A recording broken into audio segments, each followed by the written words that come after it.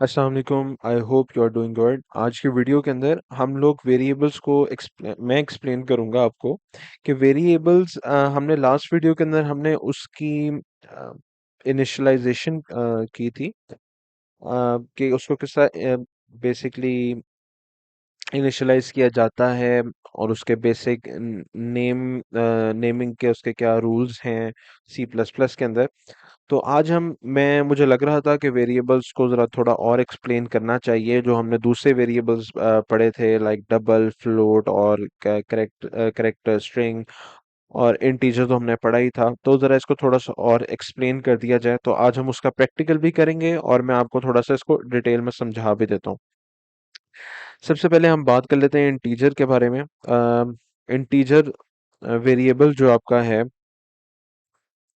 वो हमने पिछली वीडियोस के अंदर भी कवर किया था, जिसके अंदर होल नंबर आते हो, आपके नेगेटिव और पॉजिटिव नंबर जो आपके होल हैं, जैसा -1, -2, -3 और 0, 1, 2, 3, इस तरह सो on so fourth.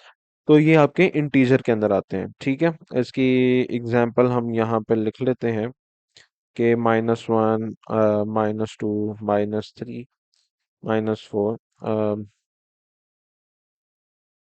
So on, और यहाँ पे +1, +2, +3 एंड सो ऑन। ठीक है, तो हम इंटीजर के बारे में थोड़ा एडवांस होता है अगर इसका, अगर आपको बेसिक डिजिटल लॉजिक डिजाइन की थ्योरी पता है तो वो उसके अंदर हम इनको बेहतर तरीके से कवर करेंगे। लेकिन सी प्लस प्लस के अंदर इनकी डिटेल्स में आप जा सकते हैं कि ये 2 रेज़ टू पावर कितनी के ऊपर ये जाते हैं, from negative to positive and so on so forth. लेकिन अभी हम सिर्फ बेसिक, क्योंकि बिगिनर्स का कोर्स है, तो हम बेसिक कवर करेंगे। जितनी आप विद टाइम आप सीख जाएंगे, लेकिन अभी हम बेसिक लेके चलेंगे इसकी। ठीक है, तो इंटीजर तो ये हो गया, इसको थोड़ा हाईलाइट भी कर लें। अब हम बात करते हैं फ्लोट के ऊपर। फ्लोट और डबल, और इनकी एग्जांपल भी हम देख लेते हैं। अच्छा जी, फ्लोट जो है आपका वो डेसिमल नंबर्स को करता है, एंड सिमिलरली डबल भी आपका डेसिमल वैल्यूज को ही डील करता है।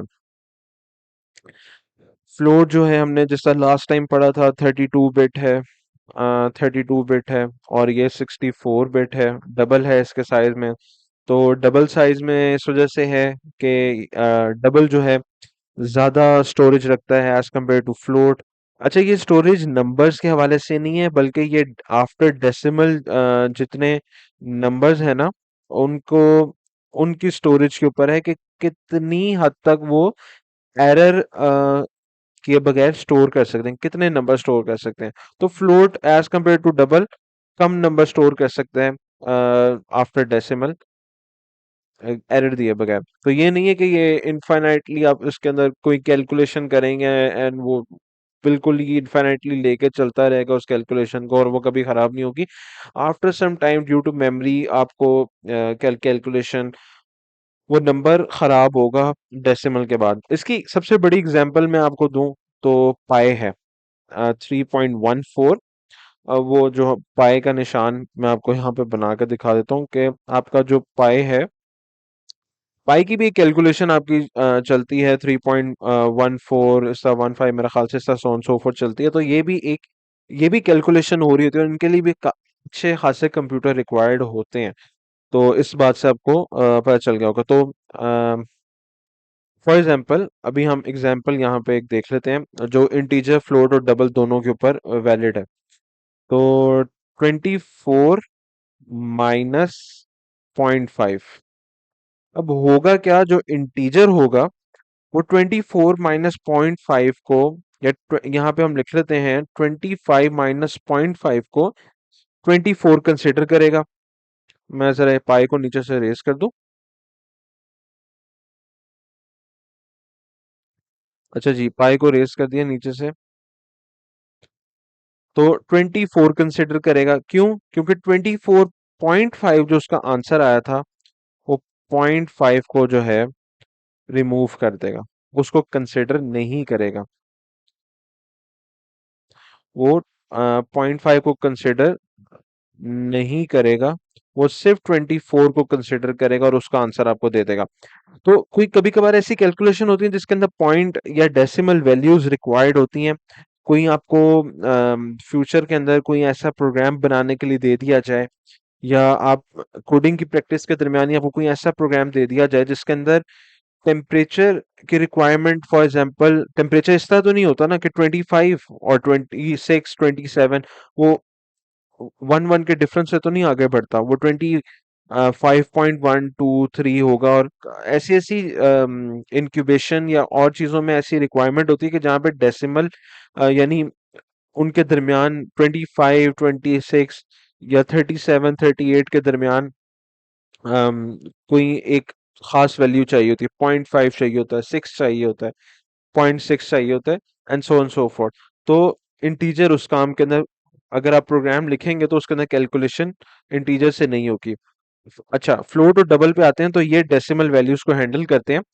तो अगर इनके अंदर 25 माइनस 0.5 करेंगे ना, तो ये आंसर दोनों ही आपको देंगे 24.5। ठीक है। तो अभी तो ये एक वैल्यू है ना आफ्टर डेसिमल। तो अगर तो ये वो बात की बात है कि ज्यादा वैल्यूज होंगी और कितने पे वो जाके एरर देगा। अभी आपको ये पता होना चाहिए कि फ्लोट और डबल जो है 24.5 देंगे, जबकि इंटीजर के अंदर यही सेम काम करने की कोशिश करेंगे, वो आपको डेसिमल वैल्यूज नहीं दे पाएगा, फ्लोट और डबल देगा। ठीक है। अब अगली बात कर लेते हैं। अ, अब आगे हम स्ट्रिंग को देख लेते हैं, बल्कि हम कैरेक्टर को देख लेते हैं इससे पहले, ताकि हमारी एक समझने के लिए बेस बन जाए। कैरेक्टर कैरेक्टर को हम जब वेरिएबल या डेटा टाइप हम लिखते हैं डिक्लेरेशन के लिए, तो हम चार लिखते हैं। ठीक है, CHAR जो कि कैरेक्टर की शॉर्ट फॉर्म है। ठीक है।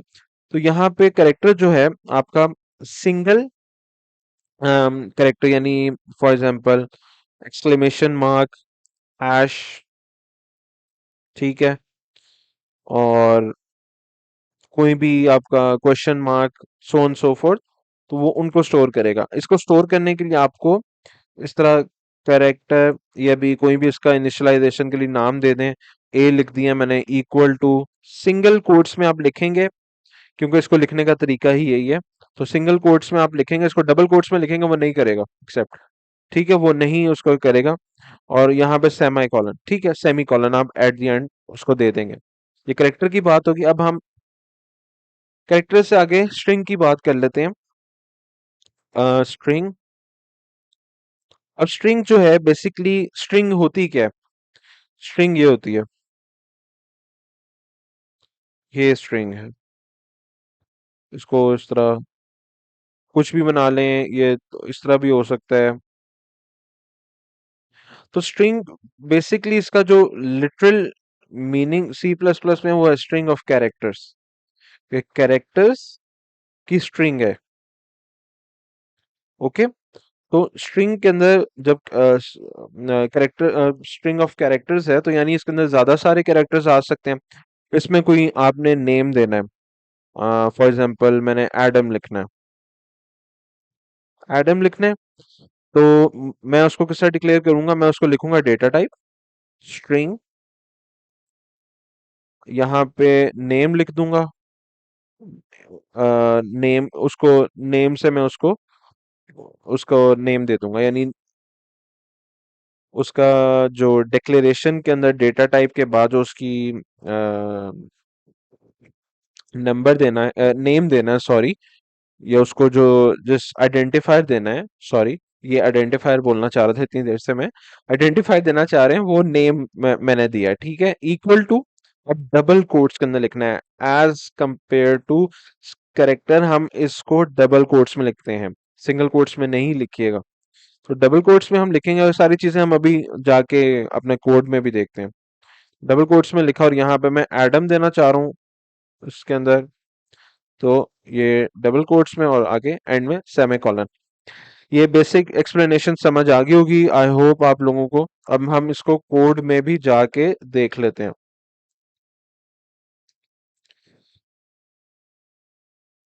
ठीक है। अब वही मैंने आपको जैसा पहले बताया था, आपका बेसिक प्रोग्राम होगा hash include IO stream using name space standard. Main का एक फंक्शन बनाएंगे इंट मेन, उसके अंदर आगे पैरेंथेसिस होंगी ओपन एंड क्लोज। फिर उसकी बॉडी बनाएंगे मेन के फंक्शन की कर्ली ब्रैकेट से। ठीक है। फिर रिटर्न जीरो। अब इसके अंदर अब हम काम करते हैं। एक वेरिएबल हम बना लेते हैं एज का, int age is equal to 25 just like the last time. अब हम फ्लोट बना लेते हैं एक। फ्लोट, इसको हम नाम दे देते हैं T1, test 1 as an short form. तो इसको भी हम 25 की वैल्यू दे देते हैं। अब हमने इसको क्लोज नहीं किया था, तो अब इसको हम सेमी कॉलन एंड में लगाएंगे। सिमिलरली विद डबल, इसको हम दे देते हैं T2 नाम is equal to 25 semi colon.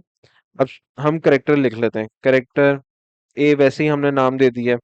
Data type उसकी डेटा टाइप के बाद हम उसकी नेम दे देंगे ए के साथ, इक्वल टू। अब मैंने जो आपको पहली बात बताई थी, सिंगल कोट्स के अंदर आपने लिखना है। यहाँ पे हम लिख लेते हैं एक्सक्लेमेशन मार्क, और यहाँ पे सेमी कॉलन से लाइन एंड। अब वो जो मैंने पहले बात की थी कि इसको डबल कोट्स में नहीं लिखना, डबल कोट्स दे देते हैं और यहाँ पे एक्सक्लेमेशन मार्क। देखें, एरर आ जाएगा। एरर क्या आएगा कि a value of type constant character cannot be used to initialize an entity of a type 4। यानी इसको आप यूज नहीं कर सकते टू बी कैरेक्टर के अंदर, लाइक डेटा टाइप जो आप इस्तेमाल करें उसके अंदर ये आप काम नहीं कर सकते। इन अ सिंपल वर्ड जो मैं आपको समझा रहा हूँ, फॉर एग्जांपल आपने एक एक आपको कैरेक्टर चाहिए, तो आप उसको डबल कोट्स में नहीं लिखेंगे। Coming towards string, string name is equal to, इसको डबल कोट्स में लिखना है। अब यहाँ पे एडम है और इसको सेमीकोलन एंड के अंदर खत्म। अब मैंने जो आपको पहले बात की थी कि इसको आपने सिंगल कोट्स में नहीं लिखना, अब वो चेक कर लेते हैं। ये देख लें, फिर वही इशू करेगा। तो यहाँ पे एक किसी लाइन ऑफ कोड के अंदर आपका इशू आएगा ना, यहाँ पे बता देगा। या ये देखें नीचे, ये आपका एरर वाला पार्ट है, not suitable to construct exit. वो बेसिकली आपको नीचे भी एरर बता देगा। एरर पढ़ने का भी एक तरीका होता है, वो हम बाद में देखेंगे। तो पहले इसको हम कर लेते हैं, फिर मैंने वही हरकत की है। ठीक है, अब बिल्कुल सही हो गया। अब इन सबको जो है हम कंसोल आउट कर लेते हैं, ताकि हम एक तरह इनको देख लें। फिर मैं आपको एक और चीज इसके अंदर समझाना चाह रहा हूँ, तो वो फिर हम उसके पर आते हैं। तो सी आउट हम करेंगे। एक हम स्ट्रिंग लिख लेंगे एज इट इज, जो कि आउटपुट हो जाए। उसके हम लिखेंगे int age is equal to, concatenate करेंगे वेरिएबल को उसके साथ, एज। अब यहाँ पे एंडल,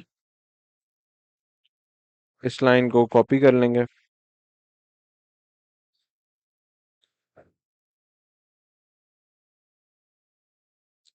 यहाँ पे अब हम T1 लिखेंगे, T1, और यहाँ पे हम लिख देंगे फ्लोट, फ्लोट T1,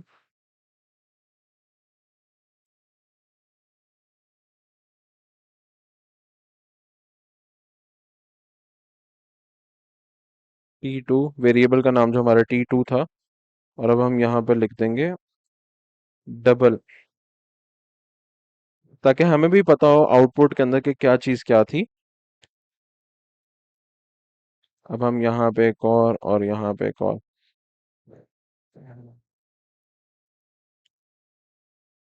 यहाँ पे नेम। सॉरी, देखें, अब वेरिएबल मैंने इनिशियलाइज करवाया था NAME से, स्मॉल n था। मैं कैपिटल से लिखने की कोशिश कर रहा था।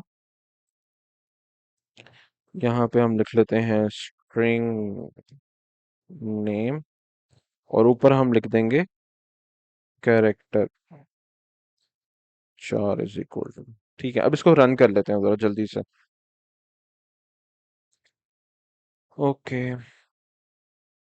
ठीक है। Int age is equal to age 25, float T 125, character exclamation हमने दिया था, और स्ट्रिंग नेम एडम। बिल्कुल सही हमारा आउटपुट आ गया। अब मैं आपको जो चीज़ समझाना चाह रहा हूँ, जो मैंने उधर बात की थी कि 25, अगर मैं इंट के साथ ये हरकत करूंगा कि उसमें से कोई डेसिमल वैल्यू माइनस करूं, या मैं चाहूं कि इंट जो है डेसिमल वैल्यू स्टोर करे, तो वो नहीं कर सकती। सिमिलरली फ्लोट के अंदर भी यही होगा। फ्लोट में नहीं होगा, फ्लोट स्टोर करेगी क्योंकि उसका काम है स्टोर करना। तो नीचे भी मैं माइनस करता हूँ 0.5 को। ठीक है। अब हम रिजल्ट देखते हैं। अब मैं आपको बता देता हूँ होता क्या है। इंट के अंदर 25 माइनस 0.5, तो आंसर आना चाहिए 24.5। इंट क्योंकि इंटीजर क्योंकि डेसिमल वैल्यू स्टोर नहीं करता, तो वो उससे पिछली वैल्यू पे आएगा, 24 को वो स्टोर करेगा। ठीक है, वो डेसिमल वैल्यू वाला पार्ट हटा देगा। फ्लोट ये काम करेगा कि 24.5 डिस्प्ले करेगा क्योंकि वो डेसिमल वैल्यू स्टोर करता है। सिमिलरली डबल भी यही काम करेगा। तो अब इसको हम चेक कर लेते हैं। इंट एज 25 माइनस 0.5 24.5 बनता है, लेकिन इंटीजर स्टोर नहीं करता तो वो 24 रखेगा। फ्लोट और डबल चूंकि स्टोर करते हैं, तो वो 24.5 डिस्प्ले करेंगे दोनों। और रेस्ट वही जो हमारा नॉर्मल कोड था वही हमने लिखा है। आई होप आपको कुछ ना कुछ समझ आई होगी, वेरिएबल्स का इंट्रो आपको मिल गया होगा, और बेहतर तरीके से आज हमने इसको प्रैक्टिकली देख भी लिया है, मैंने कुछ एक्सप्लेन भी किया वहां पे आपको।